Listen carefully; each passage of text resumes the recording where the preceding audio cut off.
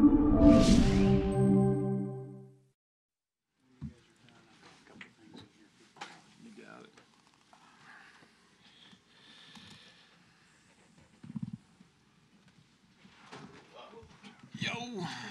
new chair. Cheers. Trapped. Everyone good? All right, Kyle and Dana, if you guys wouldn't mind just opening with a statement about this weekend for us, then we'll open it to questions. Yeah. First, it's great to be back in Omaha. I think last few times I come back, it's like the whole campus changes, the city's changed so much. It's really fun to come back and see how everything's evolving around here. Makes me proud. It's been great to be here with all the guys, having so many guys come back for this weekend. And, I think both me and Coach would also agree that we might be getting recognized tonight, but there's no doubt that all the guys in that era who were a part of kind of helping kind of build what we did, we're all just really proud of those years, and we're proud of the hard work. And it's while I say while we may be getting honored tonight, but without a doubt there's about 45 guys who played a huge part in everything that's happened. So it's been a great few days. It sure has. It's special to be back. Most importantly, to spend time with the players. Blessed to have a group of guys for 16 years that really cared about Creighton, cared about each other, cared about building a winning program.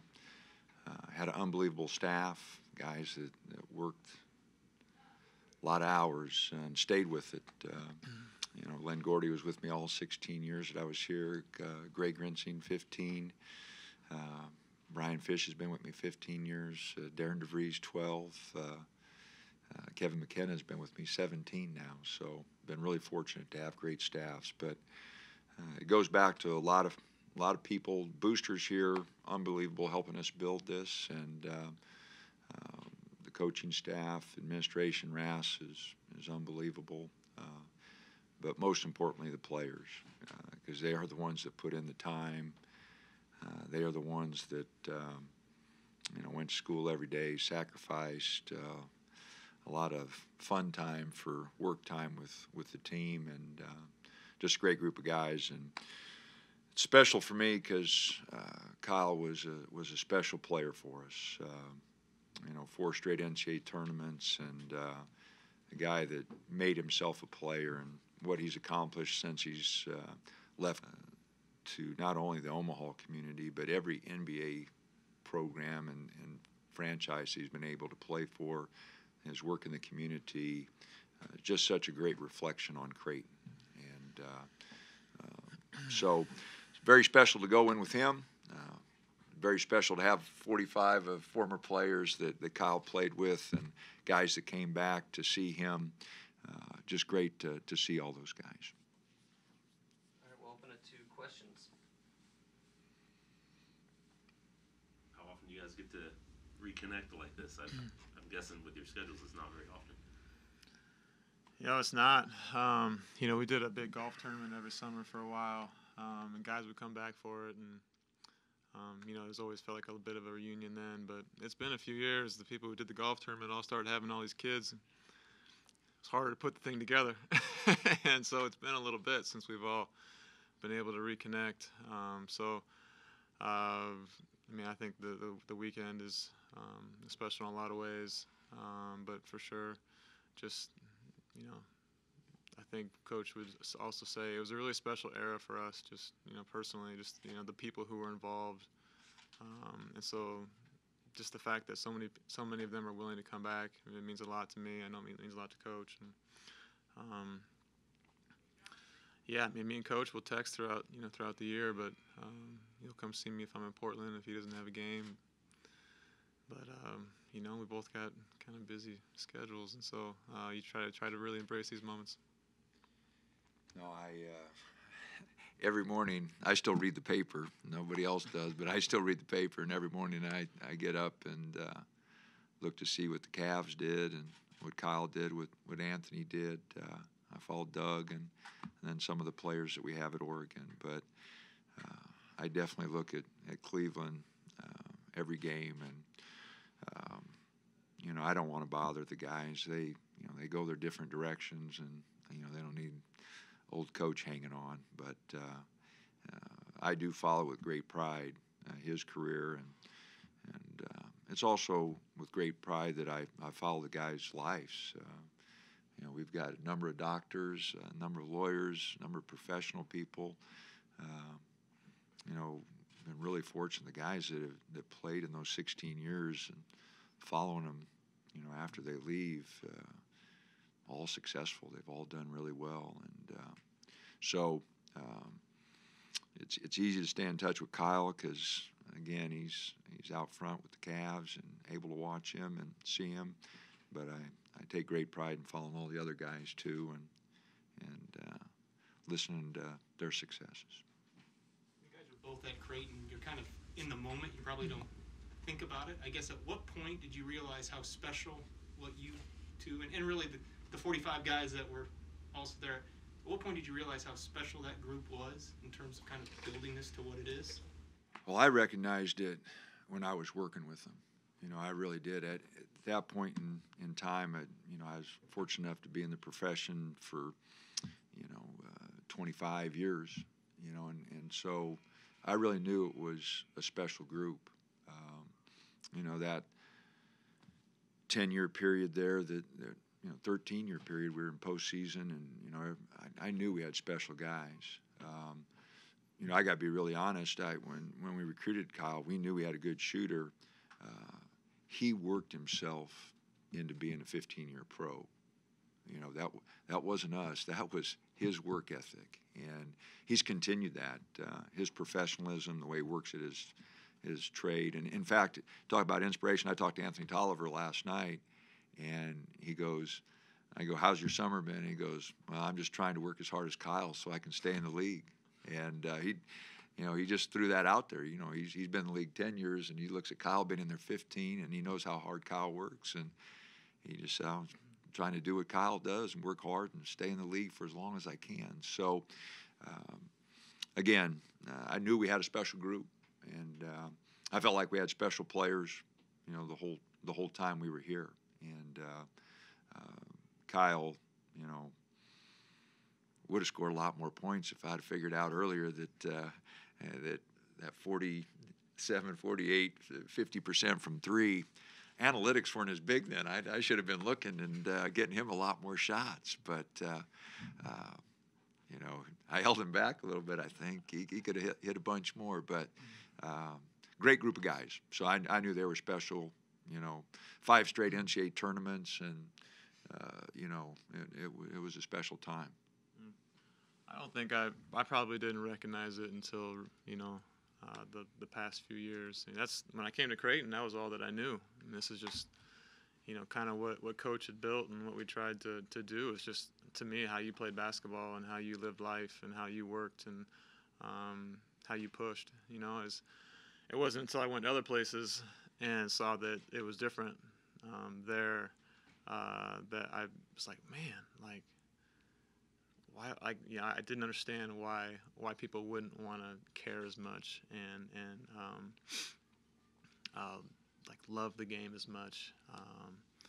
So I think in the last probably really in this last little bit, kind of reflecting on this weekend coming up. I think a lot more of that's kind of come to the surface in me, and just realizing how special it was. And you come back here and you see all these guys, and we're all older now, and we all got wives and kids, and but you go down the line, and just who everyone is now as people. There's a direct correlation to Coach and how he brought us up, and how he showed us to work, and how he showed us to treat the people who are closest to you, to bring people in close to you. It's just been, I think it's been cool. We just had a little session just now and Coach kind of dominated the mic and told a lot of stories, but Brett Agner kind of stepped up afterwards and really said what a lot of us feel, and that's just how Coach has really molded who we are in a lot of ways and what it looks like to be a man in the world. So I think it's interesting to go through those years where you're just pushing and you're grinding, and you take this break and you come back 20 years later and you see how well these people are who are pushing and grinding, and you see how much those years helped form the men that they are today, and then you really see like, wow, those really were great years, and yeah, it just makes it for a really special weekend. This gym's really nice. I wonder if either you guys make it to the old gym though, for nostalgia purposes. Make it back over there? I haven't been back, but I'd love to. I mean, we spent a lot of hours in that gym, and They just gave us the floor, so I don't know if there's anything. There's probably nothing there. We all got these little pieces with our name on it, so I don't know what's there anymore. I hope they put an elevator in for that that staircase that we used to have to walk every day. What else sticks out just about being on campus again? Like, were images or memories, like anything that pops in your head? Man, that's where that happened. We've mostly been on this half of campus. There's like the actual parts of campus now. It was just like this one little section, Creighton has grown so much since we were here, and it's really amazing to watch.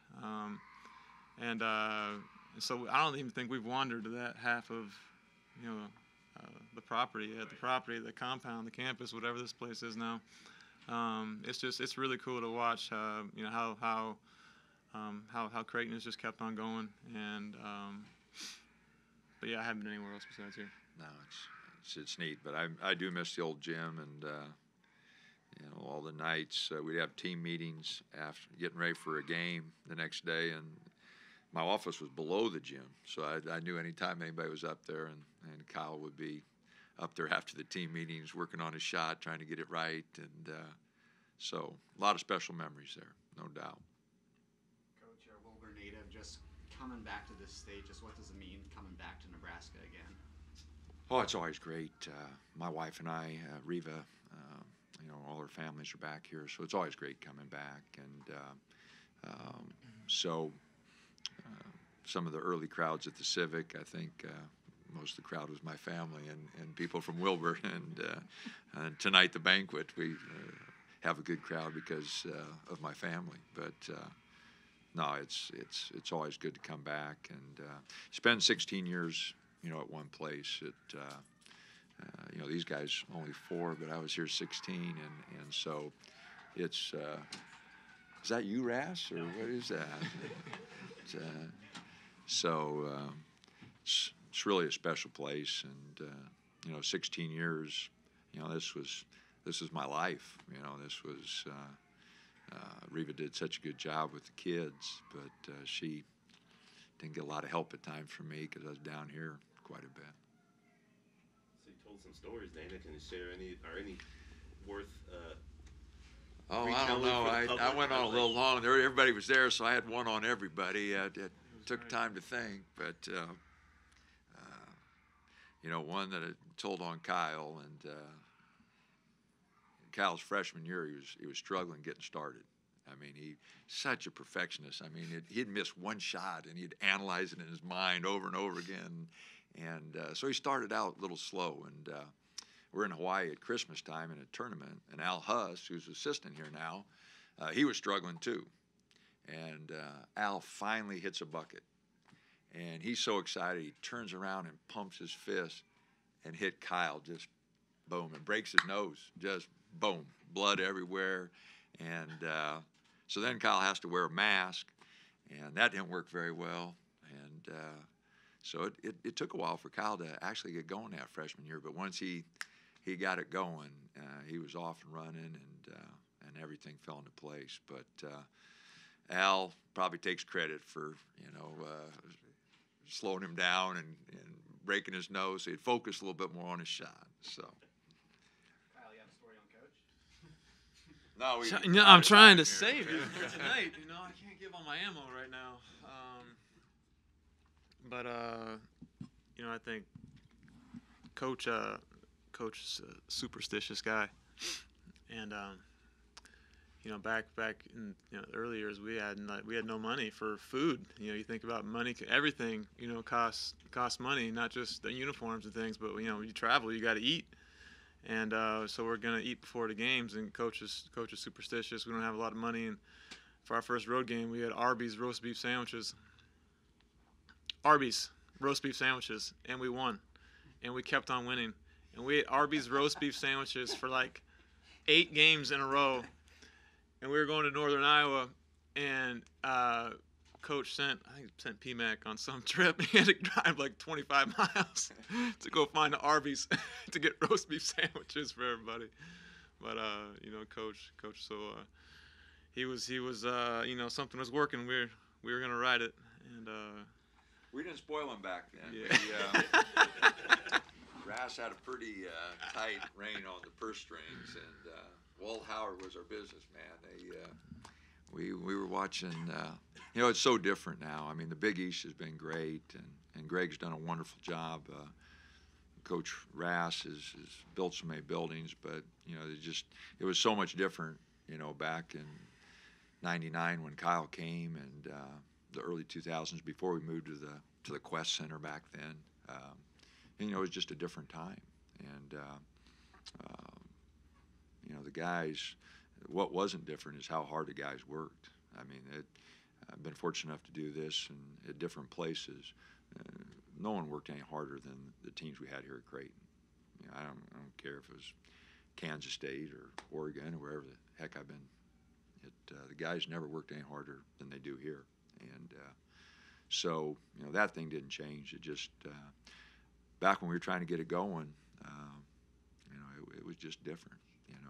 It was a different time. It wasn't the Big East, and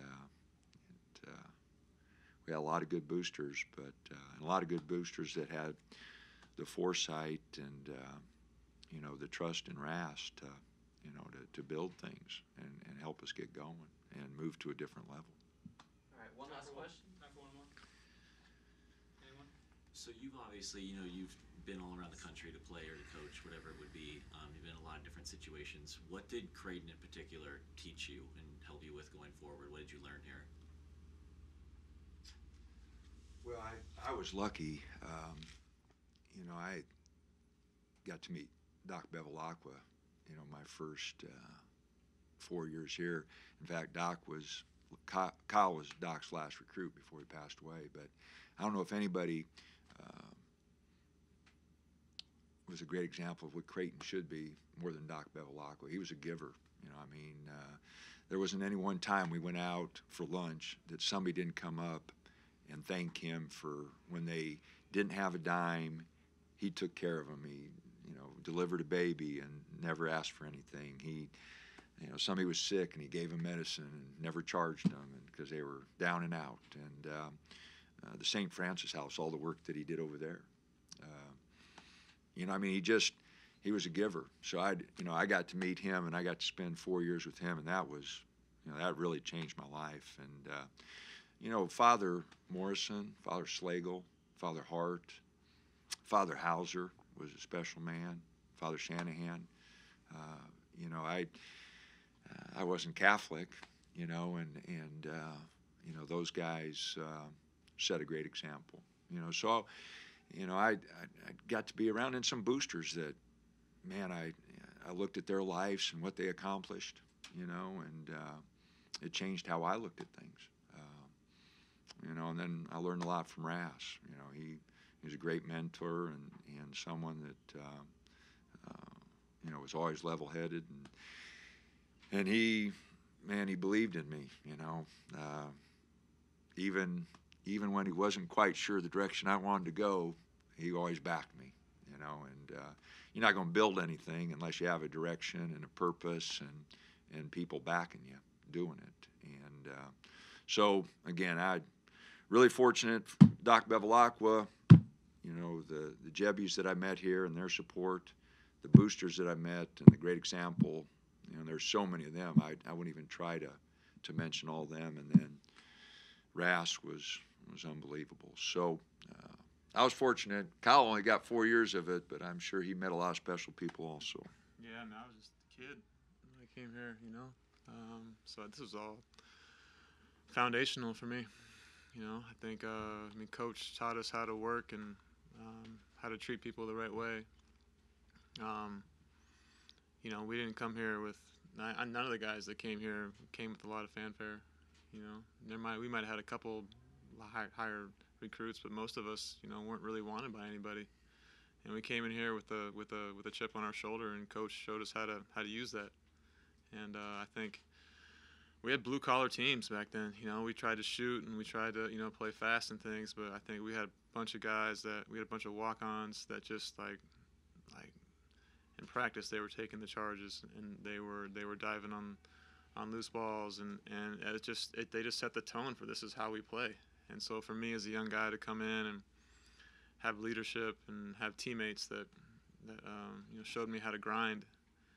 I mean, that's really what I've taken with me, as my career has gone on. It's just, you just got to keep on grinding. You try to grind smart and not just beat yourself down. But I think just having that mentality of knowing how to work hard and knowing how to treat people well, has really done a lot for me.